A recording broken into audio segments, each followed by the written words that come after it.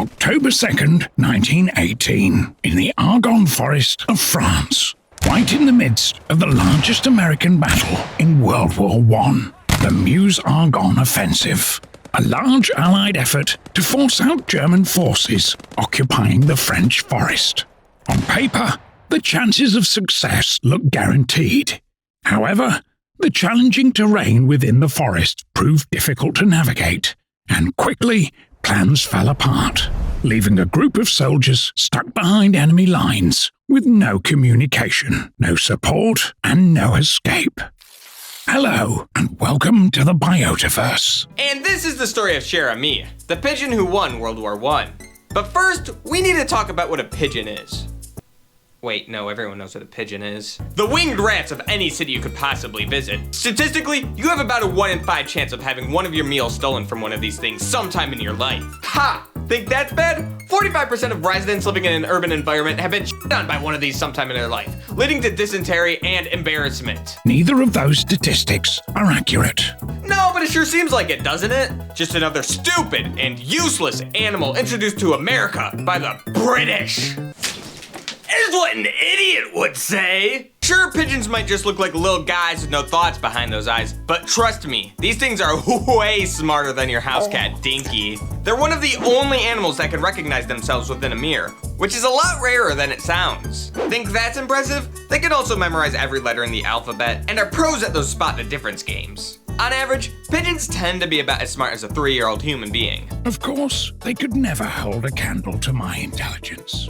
Yeah, keep telling yourself that, bud. But by far their most impressive feat is their navigation skills.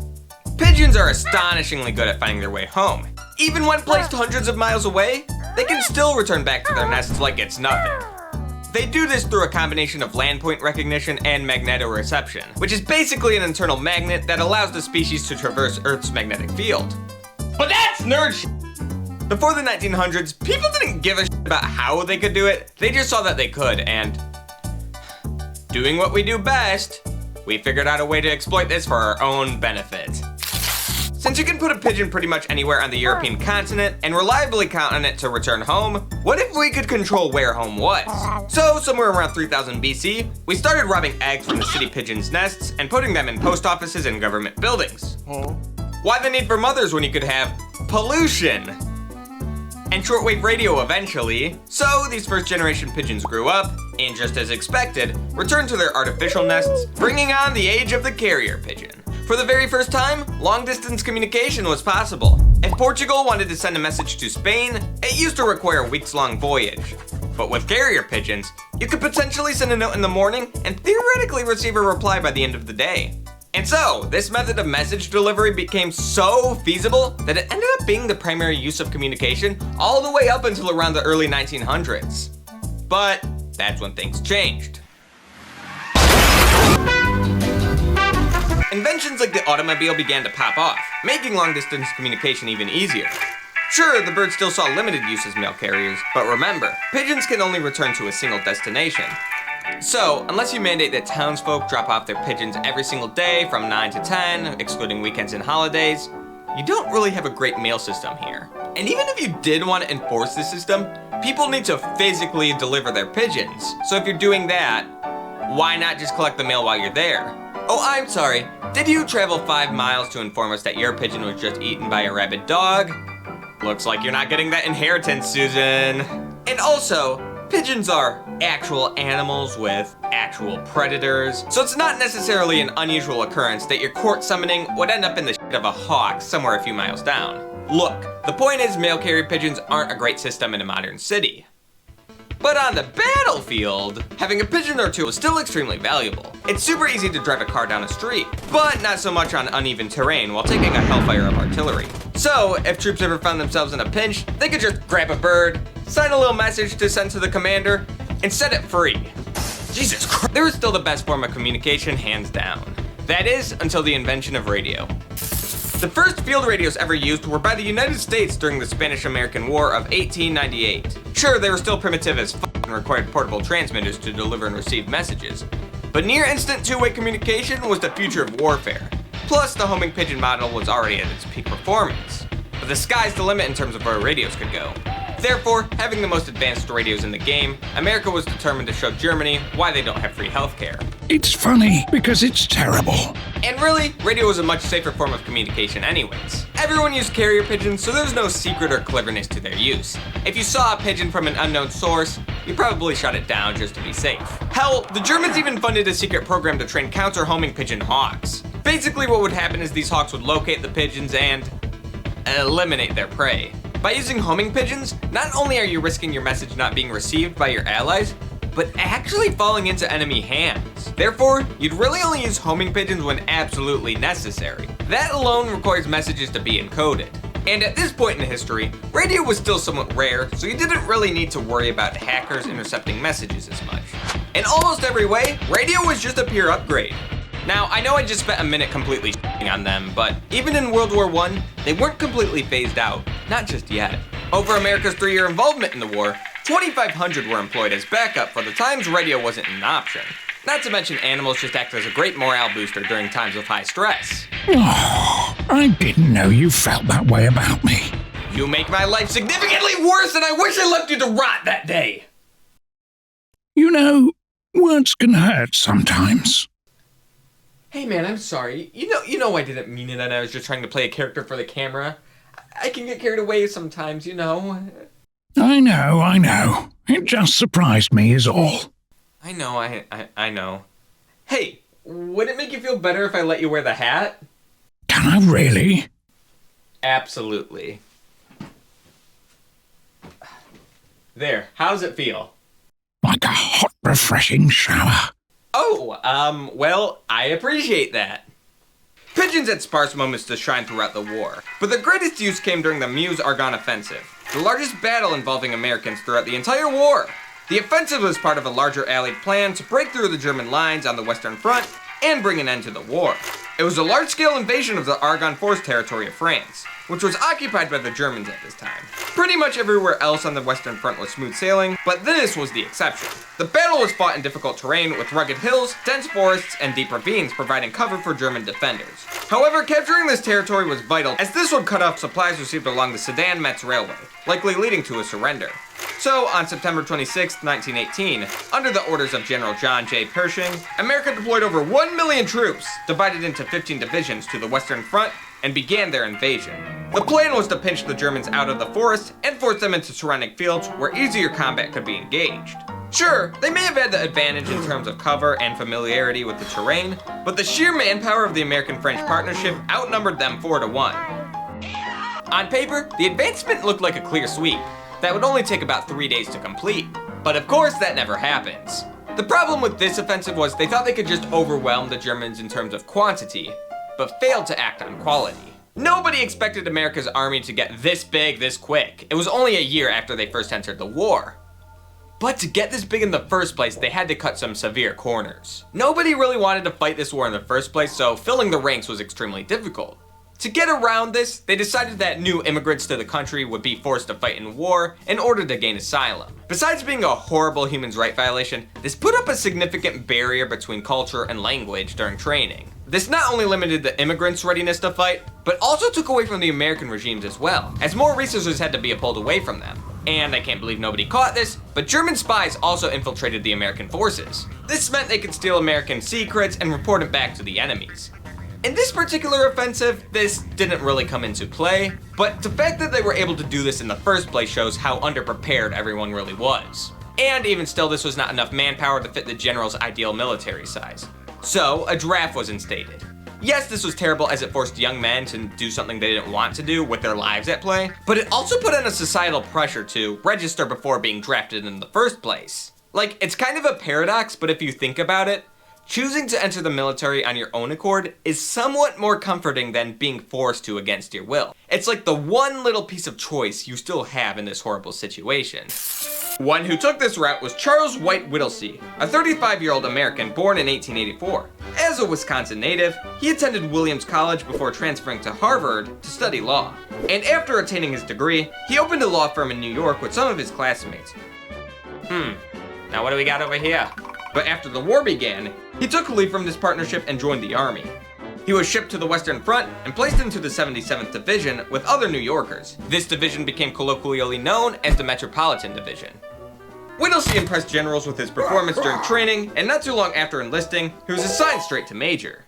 Just in time for the Meuse-Argonne offensive. The plan for his division was the same as everyone else's.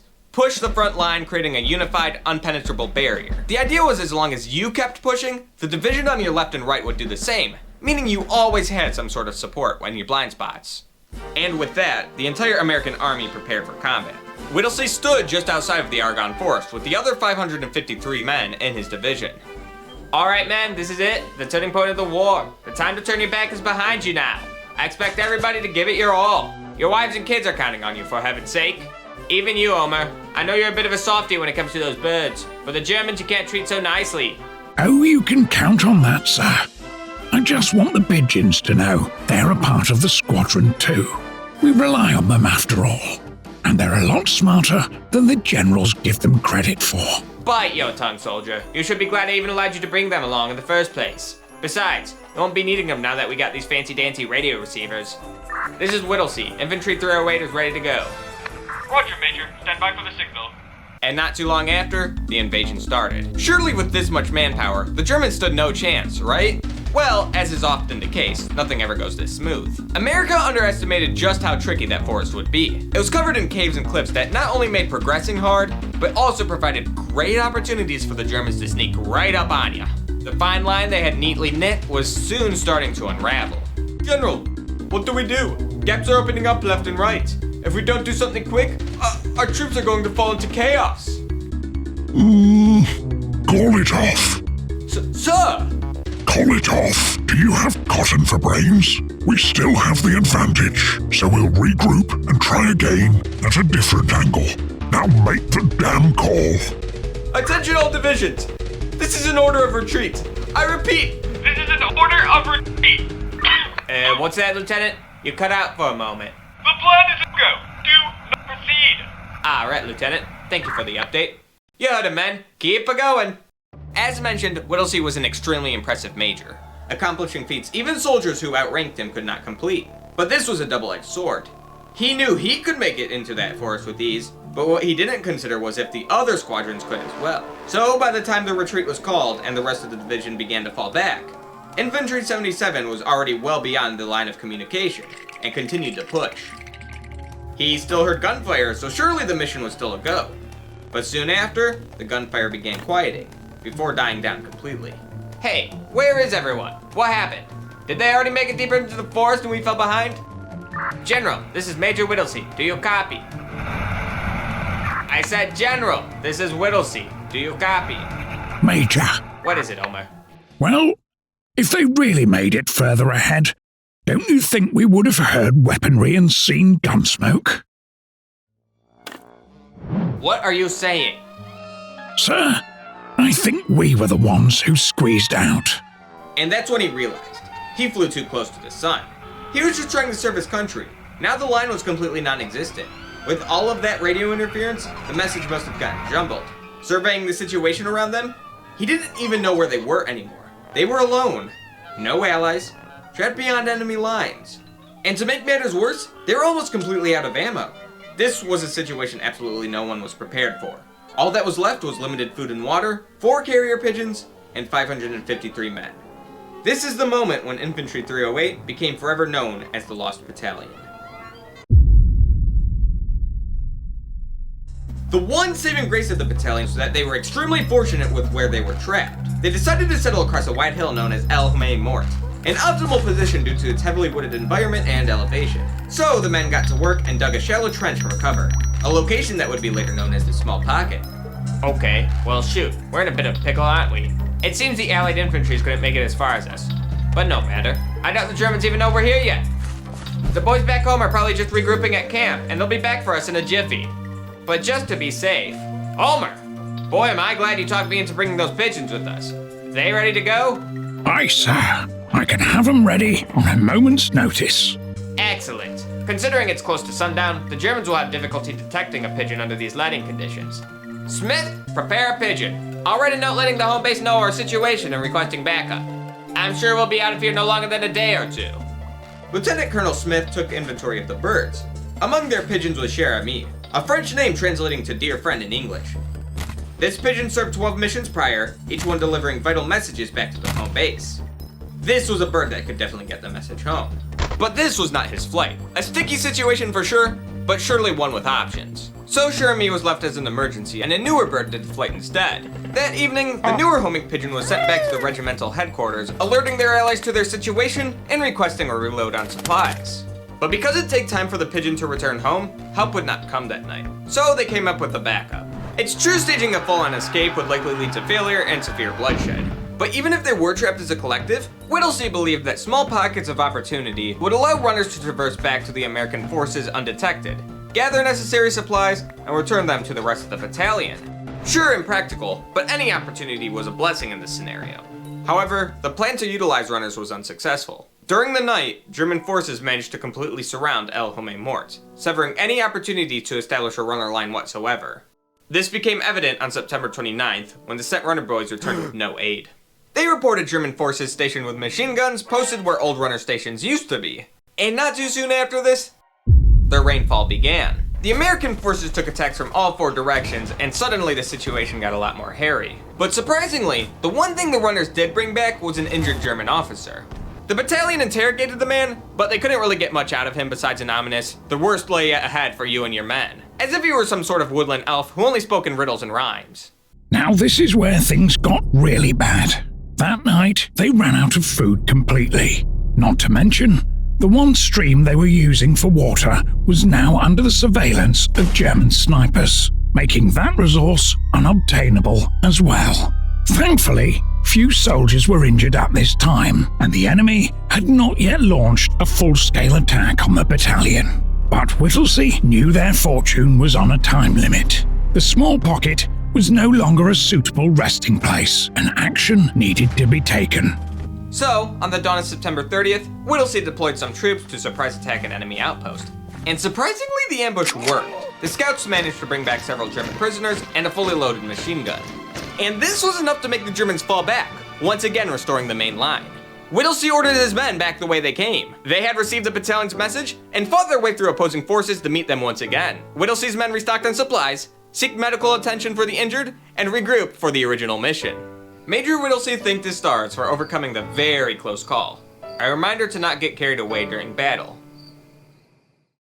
Now this may be where you think the story ends, but I've barely talked about Cher Ami at all so far, so what's the deal with that? Surely the same team didn't get trapped for a second time during the same mission, right? October 1st, the infantry received orders to pick up the mission from where they left off. This time, they would be focusing on the Ravine des Argonnes. Whittlesey's orders were to lead his troops up the ravine, position them alongside other infantries, and await instruction for a coordinated attack.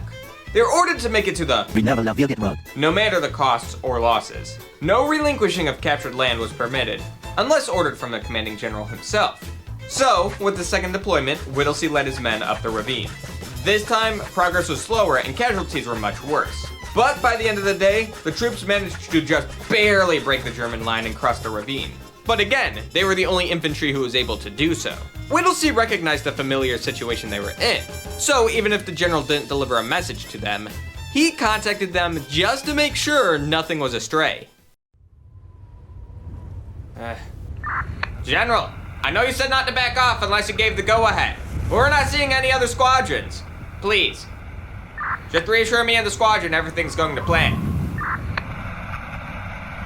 He received no reply, likely due to radio static and interference. But even if the general did have a message for him, he never heard it. Therefore, technically his mission was the same. Keep going. Well, I'll be honest. I'm not too sure about this myself. But we're under direct orders, men. We knew what we were signing up for, and I'm not going to ruin the mission. We continue on. So they continued on, eventually settling upon the Charlevoix hillside, positioned between an old wagon trail and a brook. Over the next 5 days, this location would go on to be recognized as the Pocket.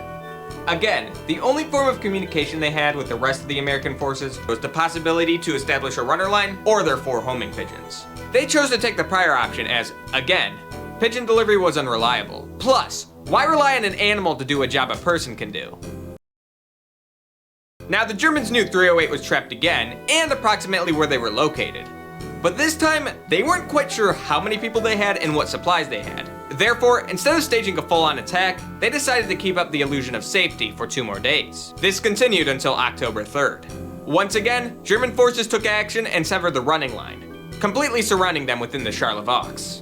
Machine guns and mortars lit up the pocket from the south, maximizing casualties faced at this point. Whittlesey ordered a breakthrough to attempt an escape, but this too was a failure. With no other option, they were forced to wait it out until night when a carrier pigeon could be deployed, informing the headquarters of their position and deteriorating state. As homing pigeon communication is only one way, they would not receive a response back. And even if the message did reach its mark, it would take allies at least a day or two to reach their location. So all they could do at this point was hang tight and pray support was on its way. By October 4th, things looked dire. About 100 men had perished from the gunfire, and even more were injured. Rations and water ran out, and medical supplies were depleted. But on the bright side, evidence the bird made it home started to surface as gunfire became heavier. This suggests that the Allies were indeed on their way. The only problem was that gunfire was being targeted on them. As would come to light later on, it turns out the coordinates delivered were wrong. So instead of firing around the ravine like they were supposed to, Allies were deploying a direct attack on the Lost Battalion. And what's worse, they had absolutely no easy way to let them know. What was supposed to be their saving grace turned into their worst nightmare. Having no other options, Whittlesey ordered for the 3 remaining pigeons to be on standby. Unlike the previous pigeon releases, this would be during the daytime, so it would have absolutely no cover. This meant Germans would likely see it and try to take it down. And if successful, they would gain access to their coordinates. But at this point, what other choice did they have? So, making sure no other mistakes were made, Whittlesey personally handwrote the note, attached it to the pigeon, and let it go. But before it could even escape the tree line, bam! It was shot down. So they tried again. This time, the bird made it a bit farther, but was inevitably intercepted yet again. And that's when the doom really set in for Whittlesey. Remember, they only brought 4 pigeons with them because they figured they wouldn't need any of them to begin with. The first was deployed yesterday and now back home in the main base, and their second and third were just eliminated in less than 10 minutes. It was hopeless. It was pointless. No bird could navigate that gunfire and make it back to tell the tale. It was cruel to let the poor animal go knowing its fate was sealed.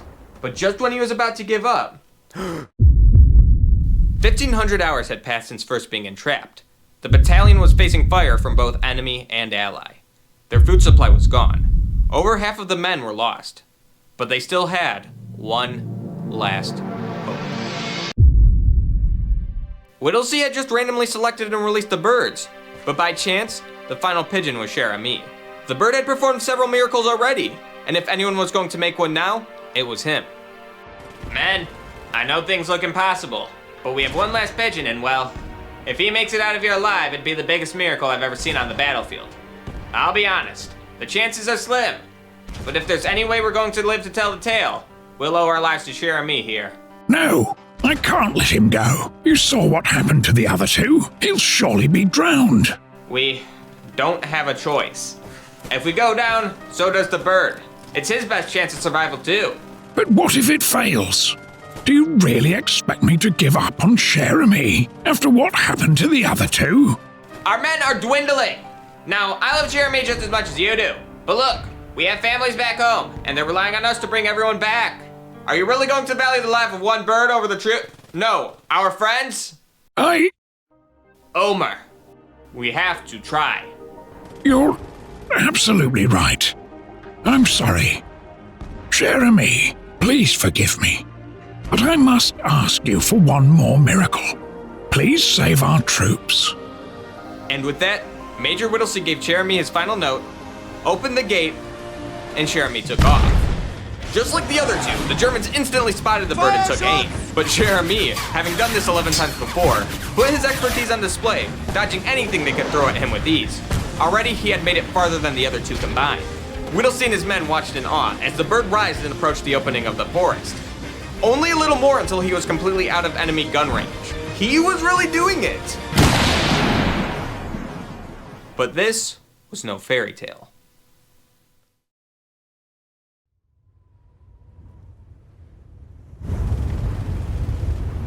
Cher Ami plummeted to the ground as the infantry watched in horror.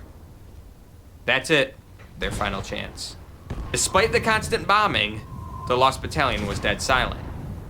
As the bird dropped, so too did their chances of ever making it out of the forest, ever seeing their friends and family again, ever seeing another day.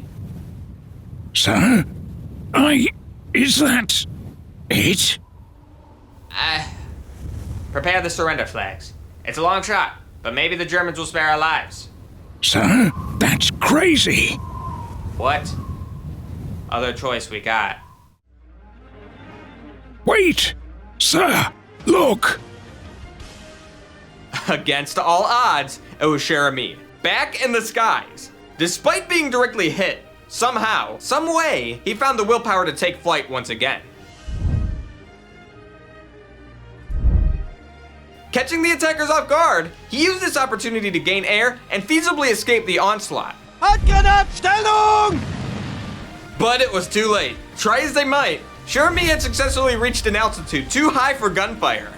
And in an incredible show of speed and power, the Carrier Pigeon flew 25 miles in less than half an hour to arrive back at his pigeon loft. On landing, his alarm bell sounded off, alerting the guard of his arrival. He had completed his mission. With nothing left to do, he collapsed in his coop. Momentarily after, a nurse was called to look after his wounds. Cher Ami had a bullet hole through the chest and a missing eye. But most noteworthy of all, hanging from only 2 tendons, was his right leg, carrying a small white canister, refusing to sever. The note was removed and read, "We are along the road parallel 276.4. Our own artillery is dropping a barrage directly upon us. For heaven's sake, stop it." Realizing their mistake, the message was immediately sent to the general, who called a ceasefire and instead targeted the Germans. Cher Ami had come through, and even though they weren't out of the woods yet, both figuratively and metaphorically, the battalion celebrated. And, just like Cher Ami, Whittlesey passed out from the exhaustion. The Germans refused to surrender to the full brunt of the American artillery for a few more days. This meant the last of the Lost Battalion had to continue defending their ground while the other infantry forces pushed their way through the line. What's more, aerial surveys were used to find the battalion's precise location, but proved ultimately unfruitful. But then, on the evening of October 6th, right as the pocket was facing its fiercest attack yet, the opposing forces abruptly withdrew. This could only mean one thing. And yes, their suspicions were confirmed. Relief broke through the line and located the position of the 308 on October 8th. Major Whittlesey and his men had stood their ground and held out, against incredible odds. The epic of the Charlevoix Ravine was over. The Meuse-Argonne offensive would become recognized as the bloodiest battle in the entirety of America's involvement within the war. And perhaps the worst of this loss came from Whittlesey's men. 693 men entered that ravine, yet less than 30% made it back to tell the tale. The final survivor count was 194 men and 1 pigeon.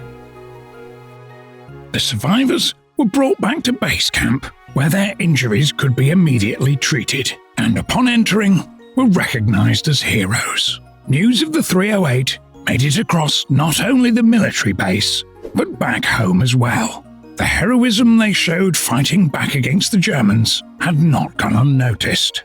Newspapers described the perils of Whittlesey and his men, to which the country collectively nicknamed them the Lost Battalion. Not because their physical location was a mystery, but perceived loss of hope. Nobody expected they would ever make it out alive, much less in such a dramatic fashion. But despite the odds, everybody was grateful to be wrong. Major Whittlesey and 6 other members of his battalion were each bestowed the Medal of Honor, the most of this honor ever awarded for a single combat event up to this point, a record held until 1943. Whittlesey was also immediately promoted to Lieutenant Colonel, another ranking rarely awarded to someone with his relatively short service time. But we're forgetting about the other star of the battalion, Cher Ami. Though believed to be mortally wounded, he overcame the odds yet again and reached stable condition. However, not everything could be saved. His right leg was unsalvageable and therefore amputated. This meant he was officially retired and being sent to America. But before this, he too was recognized for his service and received an award of his own, the Croix de Guerre, a French medal bestowed to individuals who portray great acts of heroism during combat. Typically, this award was only given to humans, but there's no rule saying a pigeon can't play basketball. Sorry, wrong movie, but you know what I mean. As for the Meuse-Argonne offensive as a whole, you can probably tell it lasted way beyond its original expected time frame. But how much longer? As a reminder, it was only supposed to last 3 days. But after an excruciating 47, the Germans were pushed out of the forest completely on November 11th. And this defeat was one of the main reasons the armistice was signed that day, officially bringing an end to World War I.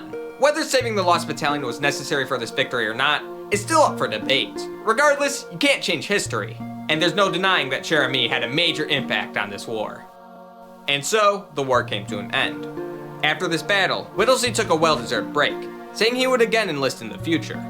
But in reality, this would be his final time on the battlefield. 2 weeks later, he booked a cruise through Cuba and the surrounding islands. He would never return, and his body was never found. But not all fates are sad. Continuing to defy all odds, Cher Ami lived a long, happy life of retirement, now in the care of his original trainer. His caretaker handcrafted a wooden prosthetic to make his retirement more comfortable.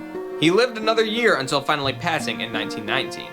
And yet, the legend of Cher Ami lives on. Plenty of books and movies retelling the story have been published over the years. And today, Cher Ami's taxidermied body is on display at the Smithsonian Institution, allowing people to visit the greatest war pigeon of all time. Despite the injuries, he's still in an incredible condition. Today, he's grouped with Sergeant Stubby, another World War I animal hero. But that's a story for another video. This is for Cher Ami, the pigeon who won World War I. Thanks for watching.